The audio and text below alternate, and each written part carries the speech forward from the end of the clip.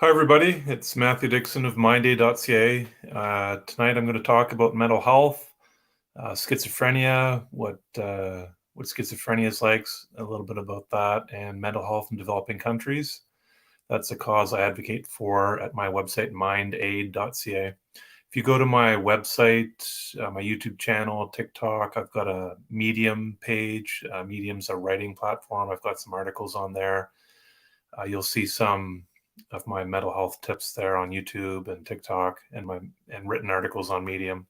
The links are all there on my mindaid.ca in the About section. There's a link there in the About section to all my links, and you'll see Medium, TikTok, YouTube there.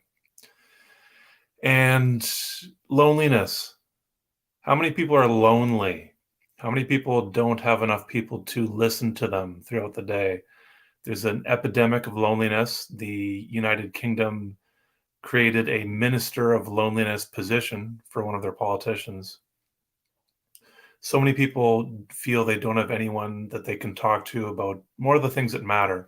They have put voice trackers on people and monitored their voice throughout the day, and found that even not simple conversations, but conversations about more mundane topics like the weather, what you had for dinner last night, what movies have you seen lately, those do account for a lot. They really do. And people who have more conversations like that about everyday topics, people they're happier. They have less chance of depression. But some people are fine with that. There's a book. It's called "What Doesn't Kill It." It's called "Where Is God When It Hurts." I'm not a Christian, but he talks about how people, when they go through horrible things, that some people want to talk about it all the time, and some people never want to talk about it. I don't know if there's a gray area in those between those two groups. I went through schizophrenia. It's horrible. You can get through it, though. It is possible. And I wanted to talk about it a lot. I had the feeling of it's like being circled by sharks, and there's people in a rowboat beside you saying, "Hi, Matthew, how's it going?" Talking about movies and the weather and whatever, what people want to talk about a lot of the time. And I wanted to scream at them, "Please get me out of here. Please save me. Please get me away from these sharks." So it can be tough when you want to talk about things that are more intense with yourself, things that are really, could save your life. It really did. I would have conversations with people and about more everyday conversations, everyday topics. And I didn't get to talk about the things that I was going through. Well, what's it like, Matthew, to have schizophrenia? What's that like? What's it like for you? And dig deeper into that. Ask more questions. Well, if you said this about this, what about this or this? And I didn't get as much time to talk about that as I wanted. And it can be tough. I found that people, for me, about an hour a week to talk about the things that really matter to me, what I was going through. That was enough for me. I was trying to wean myself of talking about this stuff. In the first year or so of my illness, there were times I'd want to talk about it every day for about an hour and a half tops. And I tried to wean myself. I tried to go for as long as I could without talking about schizophrenia and what I was going through. And I'd say after about a year or so, maybe it was two, I can't remember. It went down to about an hour and a half a week, and that lasted for years, many years.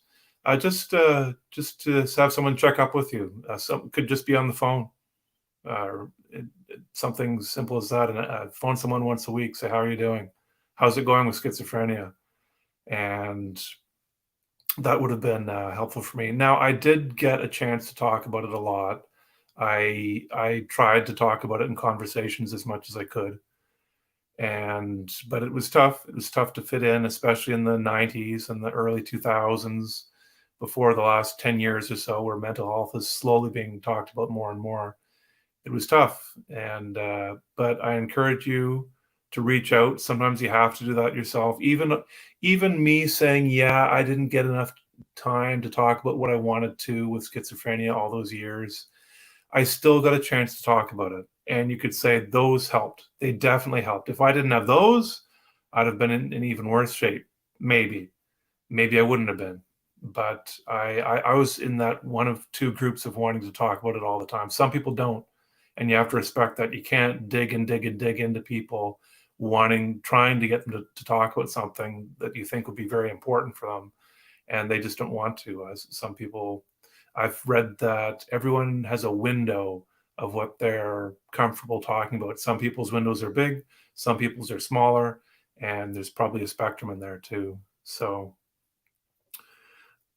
I found during the pandemic 2020, when we went into lockdown early 2020, I didn't see many people. I was living in a house by myself, and I literally didn't lay eyes on people a whole lot. I tried to watch TV shows.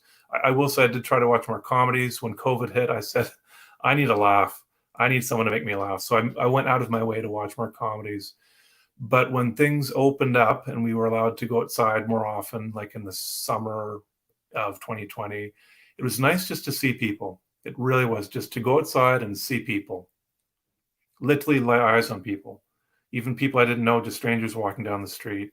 And that is one thing I did for many years in my recovery. When I was feeling lonely, I got out of the house. I got out. I may have been going out into public by myself again and again and again for years and years, many times. Sometimes I went out with people, but often I was out by myself, eating in restaurants by myself, I read a lot of books in the bookstores, went to some movies, went for walks, tried to go to events. I went to mental health talks on other things I was interested in. Just going out and seeing people, getting out into the community, even if it's by yourself, it can help. I look forward to, and that was pretty much proven to me when COVID hit in early 2020, when we were in lockdown. I couldn't see people, and I didn't like that. I liked just laying eyes on people, even if I wasn't interacting with them. So for loneliness, there are other things you can do. There's a really good book called Talk to Strangers by David Topus, Topus, and he has a really interesting story. He's a business person from New York City, and he, throughout his life, traveled for work. He found he drummed up more business traveling, flying across North America in planes, talking to random people, taxis, airports, restaurants, hotels, bars, pubs, gas stations. He talked to people, just random strangers, and he got really good at it. He drummed up more business talking to strangers than he did sitting in his office in New York City, staying there. So he started going out of his way. He started flying places for no reason. He was not going to a work conference. He was just flying for no reason, just to stay in a hotel. He just went to meet people, and he did it to make more money. So his book tells how he approaches strangers. How do you just talk to a stranger at the gas station? What do you talk about? How do you do that? Some people are more gifted at that than others. Others don't have a clue how to do it. And everyone's sort of somewhere in between. I'm sure there's a bell curve for that. But his book is really good. He says so many people go out into public and really they want to meet people. Some people don't. They just want to go down the street, do their thing, and go into a store, buy what they want, and go home. But a lot of people, when they go out into the street, they're looking to talk to people. They really do. They want to have a conversation with a stranger, perhaps. Who am I going to meet? Do you ever do that when you go out into public? I wonder if I'll meet somebody today. Who will I meet? And he says so many people want to meet people, but we're thinking when we go out into public that no one wants to talk to us because we don't know them. We're a stranger. There's this big sort of barrier of stranger that it's hard to break through. I will say that I've had experience sitting in a bar, and you can sit next to someone in a bar at the counter, and a long time can go by without saying anything. And there's this barrier. You feel that barrier of stranger. I'm not supposed to talk to this person. But after just a simple voice exchange, you say, could you pass me something? Or do you know what time it is? You make some one sentence comment exchange with this person.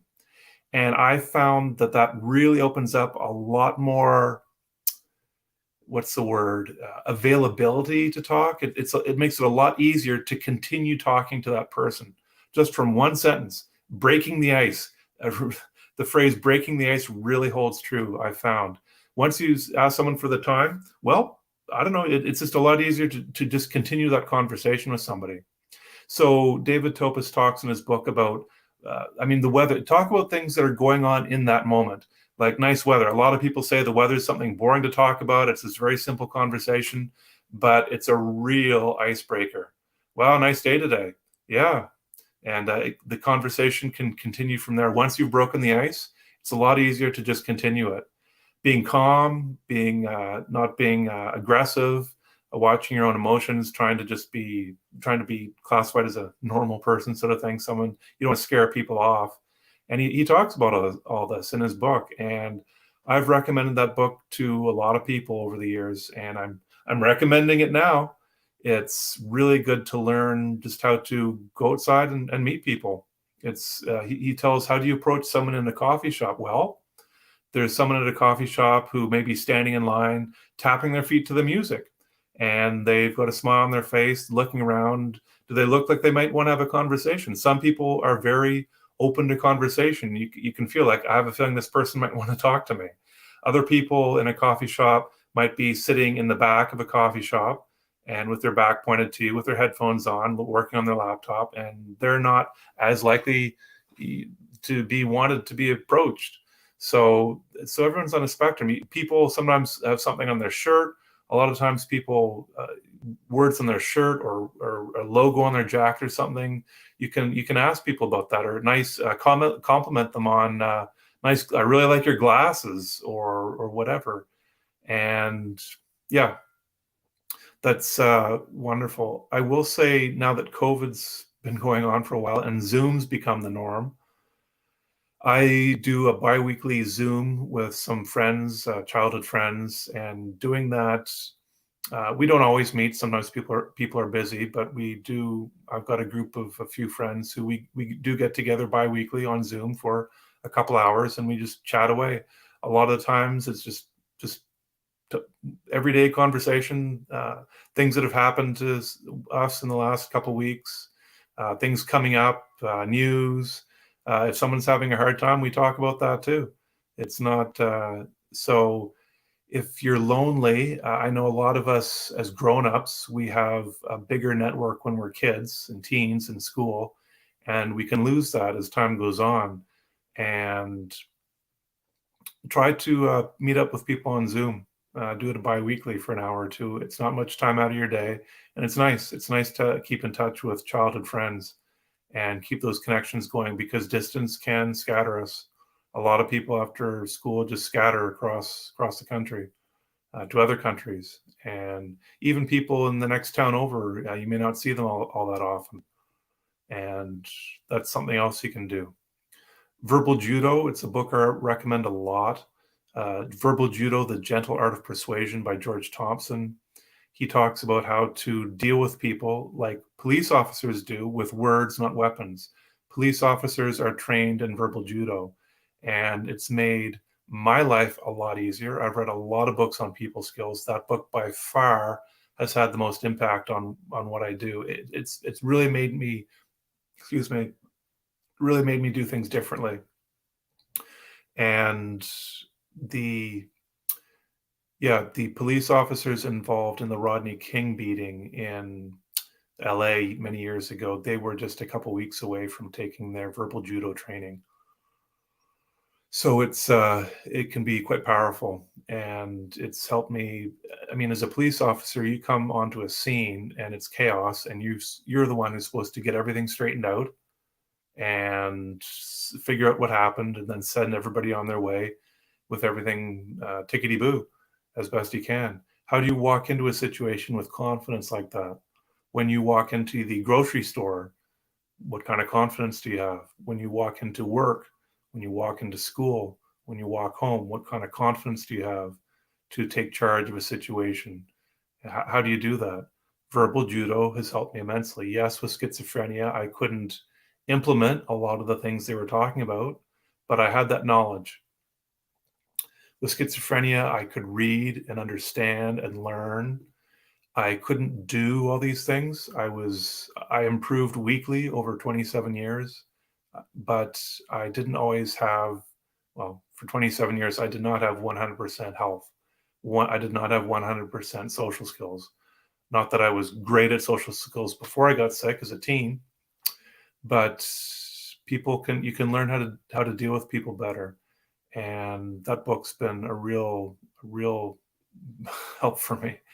So how do you get that confidence? How do you just take charge? It's wonderful. And yeah, I with schizophrenia, it can be tough. It can be really tough to just keep going. If you're struggling, if you're struggling with schizophrenia or other mental illnesses or anything horrible for that matter, if you're listening to this, maybe you've got cancer and it's just you don't have many, maybe they've given you months to live. Read The Survivor Personality by Al Siebert. Siebert is his last name, The Survivor Personality. I've recommended that book for years to people. And I encourage you to just keep fighting, keep fighting, keep hanging in there. You don't know what tomorrow may bring. You don't know. You don't know. And it's so often we just feel hopeless and useless. I felt like that for many years, from severe to mild. And I know it can be tough, but I encourage you to keep fighting, keep hanging in there, even when you don't know what the next few minutes is going to bring, how you're going to make it through. Things happen. There's so many things helping you out that you don't know. I call it hope beyond hope. I mean, I'm sure that phrase has been used before, but it's hope beyond hope. When you've lost hope, there are other things, luck, chance, fate, whatever you want to call it. There are other factors in life keeping you alive, doing things for you. So many times I'd be sitting there thinking, I don't know if I can do this. I don't know. I can't do that. I don't even want to do this. This is painful. Buying groceries was painful. And sometimes driving home from work, I'm like, I can't do this. I can't buy groceries. I don't know what I'm going to do. And anyway, just so many times, just things happen. You find strength you didn't know you had. You find you could actually do it. You think, I can't do this. And then you find you can. And you keep going, one foot in front of the other, second by second. And you just keep going. And then something else happens. Maybe you can phone a friend, say, I don't know what to do. And they can suggest something to you that you didn't think of. And you think, oh, wow. And this person just becomes a lifesaver for you. Thank you so much. I did not think of that. I did not know that. I did not know that was something that I could do or could sign up for. Please, thank you. Thank you so much. Thank you. And so just keep going, keep hanging in there. Don't make a decision. This is something I've done for years. Don't make a decision until you absolutely have to make a decision. Whether it's a phone call to apply for a job, or a phone call to do this, or to go somewhere at a certain time. I mean, it's great to be early sometimes, but I find things can happen even in minutes. Things change. Life changes a lot. How many times have you made plans to go somewhere and then the plans change from the other people? Things change. And now years ago, you had to plan things out and commit to that.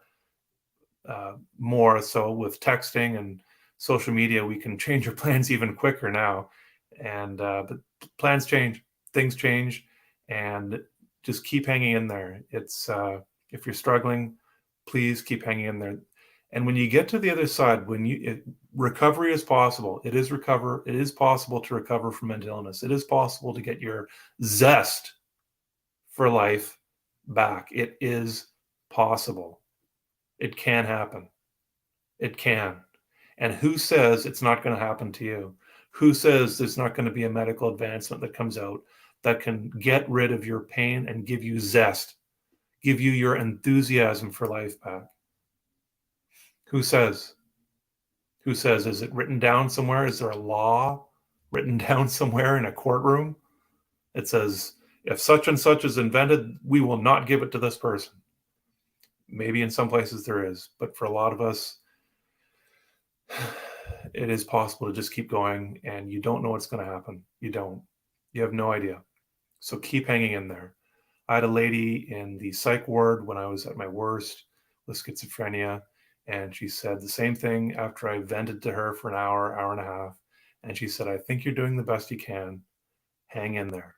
And I want to repeat that to you, even though I may not know you listening to this. I think you're doing the best you can. Hang in there. Hang in there. Hang in there. Hang in there. I want to mention mental health in developing countries. Thanks for listening, everybody. I'll just leave on this. I fight for mental health in developing countries. My website is the only one of its kind in the world. I have put as many groups as I can find that are advocating for mental health in developing countries on one site. If you go looking for groups and how to help, how would you help someone with depression in Africa? What group would you go to? UNICEF, World Vision? You look through the catalogs, the large humanitarian organizations, and they don't have mental health on there much. They may have helping someone recover from war, violence, trauma. They may have something like that, or child soldier rehabilitation. And I have Googled why that isn't the case, why they don't have more mental health in these large humanitarian organizations. I've got the article saved. It's more of a complicated issue. There are reasons for it, and I won't go into them now. I actually can't remember them because it is quite complicated. But there are groups helping, and I've got 7 of them that you can donate to or fundraise for on my website, mindaid.ca. And Strong Minds helps women with depression in Africa. I've got a fundraiser for that for this year. I'm trying to raise $1.8 million to help 10,000 women with depression in Africa get treatment before the end of this year, by December 31st, 2022. And you can go to that. It's called on my website. It's called Join 2022 Challenge, and it's on the Strong Minds platform. It's a fundraiser right there. You can donate $3 a month. I think Strong Minds will accept Strong Minds does accept $3 a month as a minimum. That's very easy on your pocketbook, and just a coffee a month, you can do that.